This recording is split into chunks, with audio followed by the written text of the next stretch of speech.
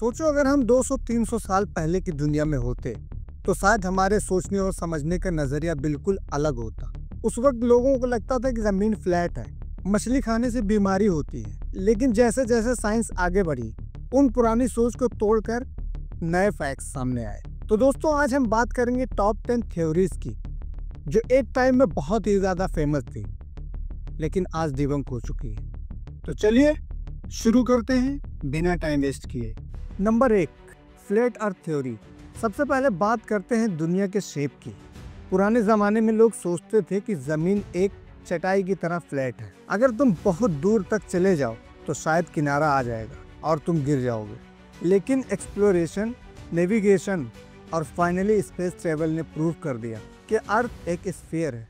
Number 2, geocentric model. Greek philosopher Ptolemy के time पर यह बिलीव होता था कि सारा यूनिवर्स जमीन के अराउंड घूमता है, मतलब अर्थ को सेंटर ऑफ यूनिवर्स माना जाता था। फिर कोपरनिकस और गैलीलियो ने हेलोसेंट्रिक मॉडल प्रपोज किया, जिसमें सूरज को सेंटर माना गया। आज हम जानते हैं कि ये ही सच है।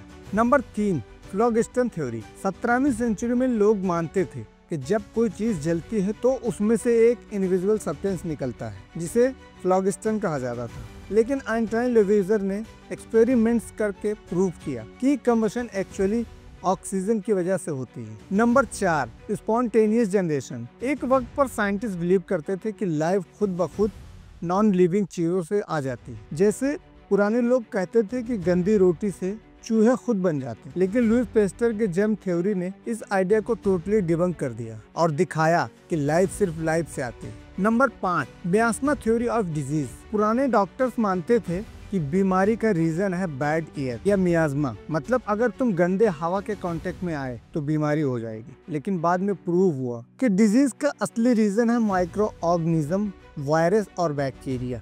Number 6, caloric theory. 19वीं सेंचुरी तक लोग समझते थे कि हीट एक फ्लूइड है जो ऑब्जेक्ट के अंदर फ्लो करती है, इसे कहते हैं क्लोरिक। लेकिन जेम्स जूल और थर्मोडायनेमिक्स के प्रिंसिपल ने प्रूव किया कि हीट एक फॉर्म एनर्जी है, कोई अलग फ्लूइड नहीं। Number 7, लुमिनिफेरस ether. लाइट के बारे में एक समय तक ये माना जाता था कि जैसे साउंड हवा के बिना ट्रेवल नहीं कर सकता, वैसे ही लाइट को ट्रेवल करने के लिए एक मीडियम चाहिए। उस मीडियम को कहते हैं ईथर। लेकिन 1887 में माइकलसन मॉर्ली एक्सपेरिमेंट ने प्रूव कर दिया कि एथर एग्जिस्ट ही नहीं करता और लाइट वैक्यूम में ट्रेवल कर सकती है। Number 8, alchemy. मेडिवल टाइम्स में एल्केमिस्ट मानते थे कि वो किसी भी मेटल को गोल्ड में कन्वर्ट कर सकते हैं और एक एलाइजर ऑफ लाइफ बना सकते। कई राजाओं ने एल्केमिस्ट को सपोर्ट भी किया, लेकिन साइंस ने बताया कि एल्केमिस्ट को रैंडमली कन्वर्ट करना पॉसिबल नहीं है।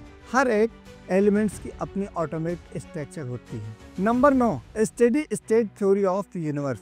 20वीं सेंचुरी में कुछ साइंटिस्ट मानते थे कि यूनिवर्स हमेशा से एग्जिस्ट करता आया है और हमेशा एक जैसा रहेगा। लेकिन एडविन हैबल की डिस्कवरी और कॉस्मिक माइक्रोवेव बैकग्राउंड रेडिएशन ने प्रूव किया कि यूनिवर्स का स्टार्टिंग पॉइंट था द बिग बैंग।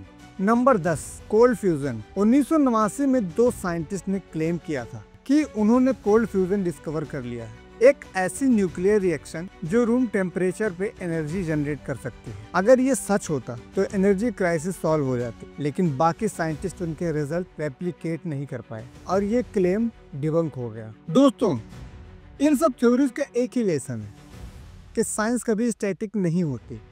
जिन्हें आज हम फैक्ट समझ रहे हैं, कल को शायद वो भी चैलेंज हो और डिबंक हो जाए।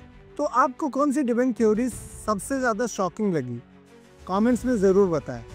और अगर वीडियो पसंद आया तो उसे लाइक करें और ऐसे ही वीडियो को देखने के लिए हमारे चैनल को सब्सक्राइब करें। मिलते हैं अगली वीडियो में, तब तक के लिए जय हिंद, जय भारत।